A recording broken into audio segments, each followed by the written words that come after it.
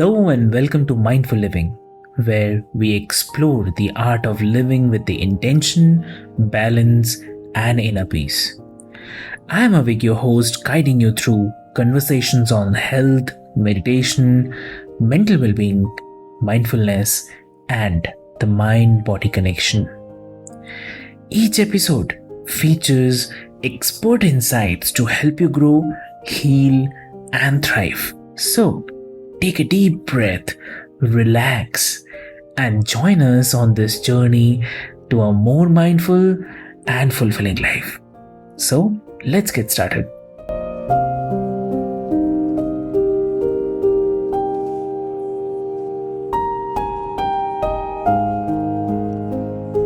Hello and welcome, listeners, to the Mindful Living podcast. Today, on this podcast, we're addressing a topic that is both essential and often overlooked: perimenopause, particularly for younger women, with a focus on the unique experiences of Indian women. Our guest, Amita, co founder of Nourish Doc, a holistic wellness platform dedicated to empowering women through hormonal transitions from PMS to postmenopause. Amita brings personal insights from her own struggles with perimenopause in corporate America and has developed innovative self care programs to break the stigma around menopause, especially within conservative cultures. So, listeners, let's get ready and dive deep into this crucial, very, very crucial topic, especially for women, Indian women. So, Amita, welcome to the show, and it's an absolute honor to have you today with us. Thank you. Thank you so much. And I am really thankful to you to bringing this topic specifically for Indian women. There's so many of us out there in the world, right? And the lack of education and awareness is just appalling, in my opinion. So I'm so happy that we are talking about it. True. That is absolutely true, Amita. So, for younger women, especially in their 30s and early 40s, or maybe teenagers as well, how can they recognize the early signs of perimenopause, or maybe just be aware about this stage or this concept? And why do you think it is important for them to be proactive about their hormonal health right from the beginning? Yeah, so there's a lot of data that's suggesting now younger girls are getting menstruation at the age of 8, right? The typical Yeah. menstruation age is 13. So the whole shift is happening, but fundamentally, the menstrual health is key to a woman's well-being. So they should be, even the young girls, we don't need to scare them about the menopause when they're so young, but the fact that, they need to take care of their menstrual health, the quality of their menstrual health, meaning, they're not having PMS, they're having the periods on time, the whatever there are no issues in the bleeding, all those things, right? I'm not a health professional, but just generally your menstrual health is your gateway to your well-being, even younger girls. So they need to pay attention. They need to be taught. Schools, simple like that. Now, once they get older, when I said older, meaning let's just move towards 35 plus, specifically Indian women, now they have to be more careful. And I'll share with you why. Because Mhm. the age of an Indian woman Uh-huh. getting into the menopause is about 46, 47, younger, 6, 7 years younger than a normal age of 51, 52. That is Oh. the problem with the Indian women when the Indian women part comes here. Hmm. That is astonishing, actually, Amita, and thank you so much for sharing this fact. Okay, I think let's address the biggest concern here, especially with respect of Indian women from an Indian cultural perspective, Amita, and I strongly believe discussing menopause and perimenopause, it can often be seen as taboo for most of the population. How do you approach educating women or maybe teenagers, schoolgirls from conservative backgrounds? And what unique challenges do you think Indian women face during this transition? So, yeah, it is a taboo for sure, right? A simple menstruation is a taboo, and I can't even think about in Indian society how menopause or perimenopause can be discussed openly. It is challenging, Yes. but women have to come forth. There's no other way. That is the truth. So, and also when the young girls, if they are taught how to take care of themselves, with them ensuring their menstrual health is in good state, that is a step number one, as I said earlier. Because if they are taking care of themselves, in the younger years, the journey into going into the perimenopause and menopause would be easier, right?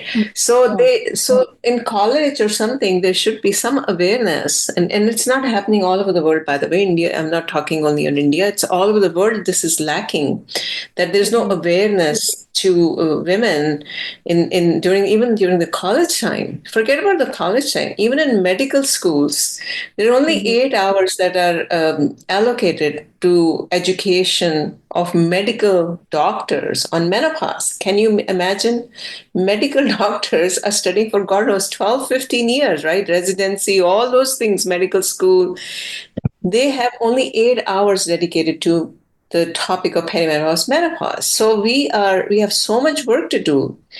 If Yeah. you can imagine, our medical doctors don't even understand what this is. How can an average person will understand, right? Yeah. Yeah. That's true. So that is the problem. It's and so what can you do? What can we do? While we are taking the right step by you and me initiating these discussions, we are trying to bring programs, but and from an Indian point of view, there are a lot of nuances. It's not just the menstrual health issue, it's also the society issue. The Mhm. society expects women for the fertility, right? Fertility Yeah. is given very, very high importance than a woman's health. Like a baby is given, like it's always like mother and child when they talk about it, it's always the health of the baby. The mother is always the secondary. That is also a fact. So we are always focusing on the fertility part from a woman's point of view. We are not really focusing on the beyond the fertility, Mhm. right? Now, this whole issue of perimenopause can be actually a very, very big issue for Indian women, and I'll tell you why. And when I said the average age of women menopause is 45, 46, now there's a data that talks about almost 10% of women in India are reaching menopause in their 30s. So if Mm. that, yeah, if that is a fact. Recent study, recent data, which Yeah, there's a data. Yeah, there's a data, and I'm happy to share with you research that 10% of Indian women are getting menopausal in their mid to late 30s. Let's put it this way. Now, if they are reaching menopause in mid to late 30s, what that means is they are entering perimenopause at least 4 or 5 years before that, because that's typically how it happens. Menopause doesn't happen as a switch and one day suddenly the periods stop. It's a journey of perimenopause, which can happen from 4 to 10 years before the periods are switched off. So now what that means is approximately 10% of the women who are reaching menopause are getting their perimenopausal symptoms in their 30s, right? Now that impacts the fertility directly because what does perimenopause is just like irregular periods, and maybe they don't know when the periods are going to come.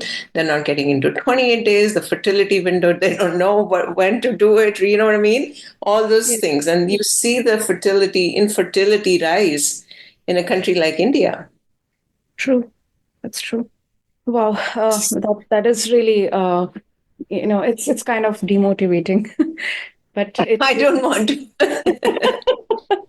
I don't want to scare women out there, but these are stats that are coming, and this can be not only forget about the perimenopause from an Indian women's perspective. It is a society, right? It can be a society problem because whenever I go to India, I see so many fertility clinics now, as Right. opposed to 5 years back.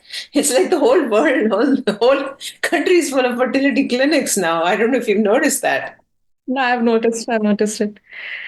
Oh, oh God. Okay. So, what are some of the most common misconceptions about perimenopause that you have encountered, Amita, among Indian women? Uh, let's just start with this question, and then I'll move on to the second part as well. Yeah, so perimenopause, like I said, most of the women don't even understand the word perimenopause. That's number one. They don't understand when they're entering, and they just dismiss it. They don't take the symptoms seriously, and that is around the world, not only in Indian women. And then on top, so that is what I'm saying. Women have to pay attention to their menstrual health.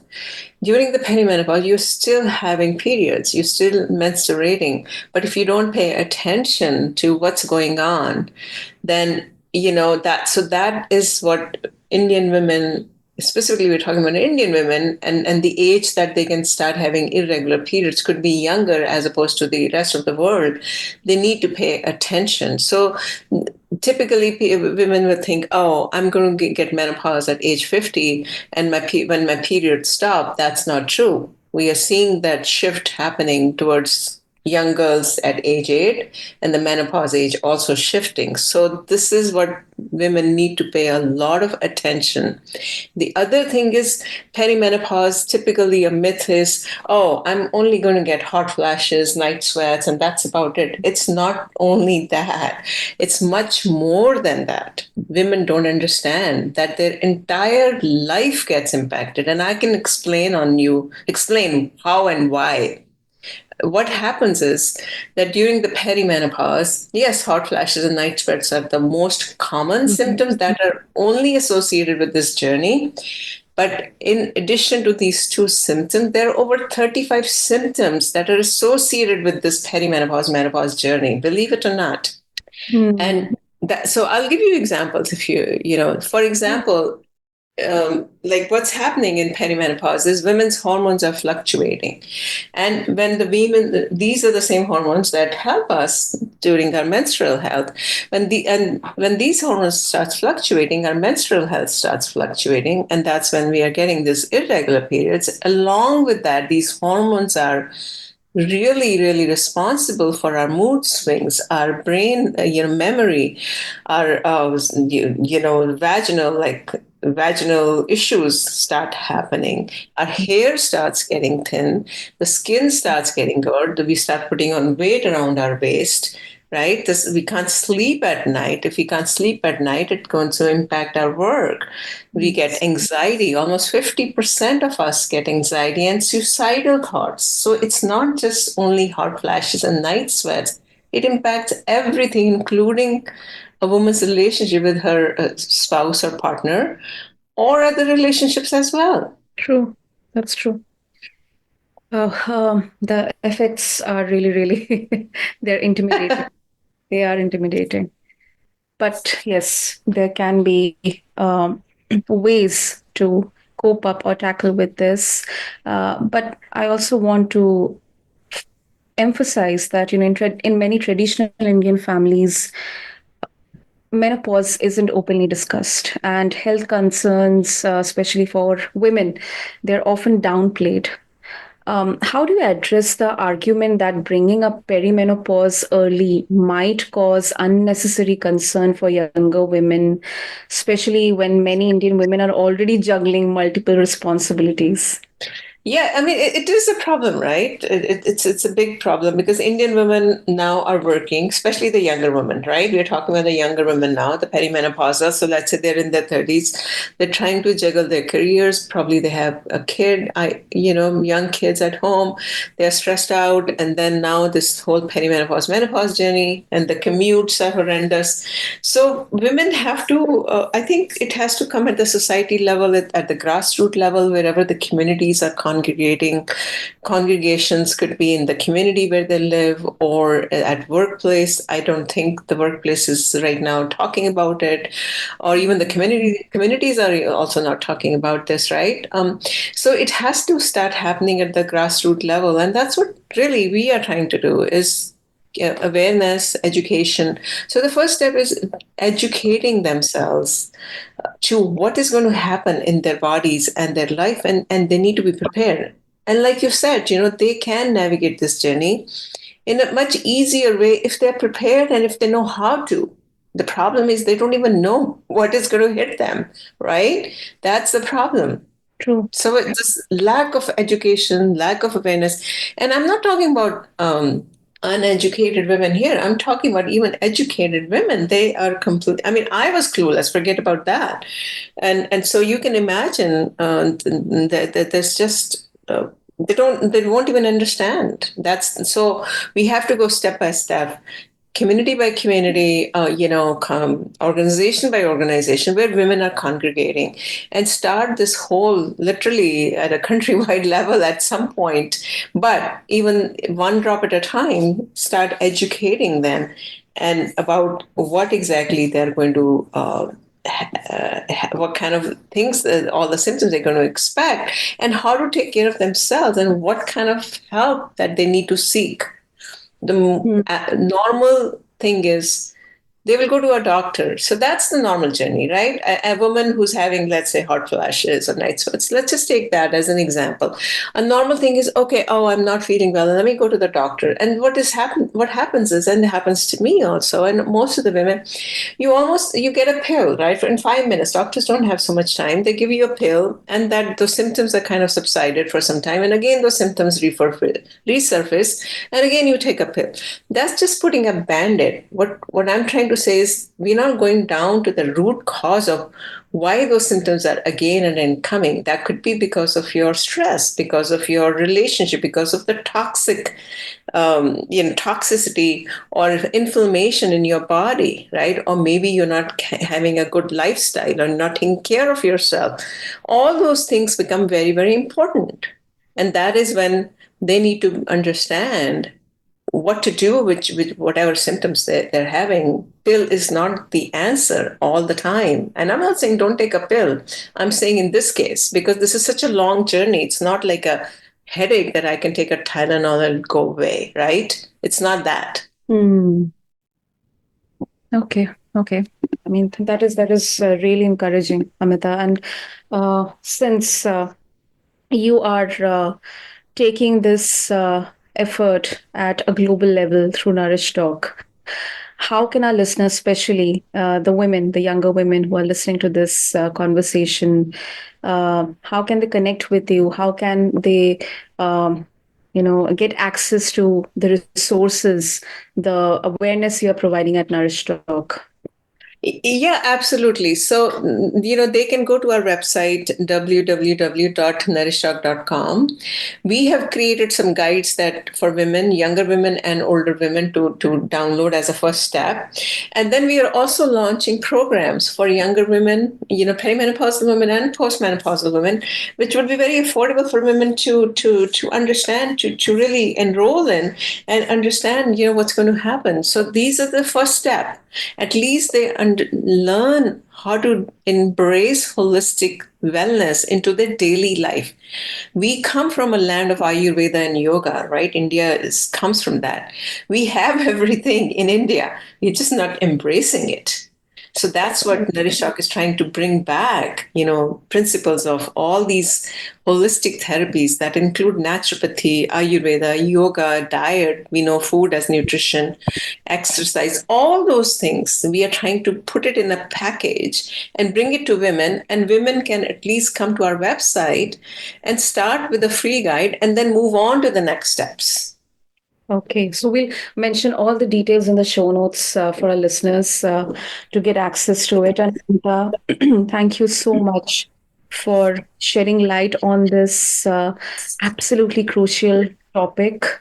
And it's crystal clear that perimenopause isn't just a later life concern, and that early awareness can make a world of difference, especially for women navigating cultural and professional pressures at the same time. So, thank you so much for coming here and help us spread the awareness on this aspect.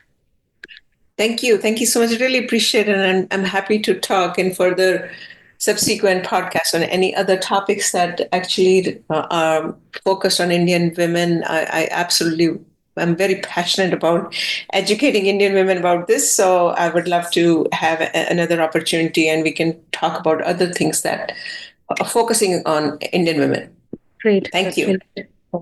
Thank Thank you. Thank you. And for our listeners, you can learn more about Amita's work at Nourish Doc. You can refer the show notes along with this episode on your favorite podcast platform. And please share it with someone who might need, who might get some benefit from this conversation. And join us next time for more such mindful discussions on living a balanced and well rounded life. And thank you to everyone.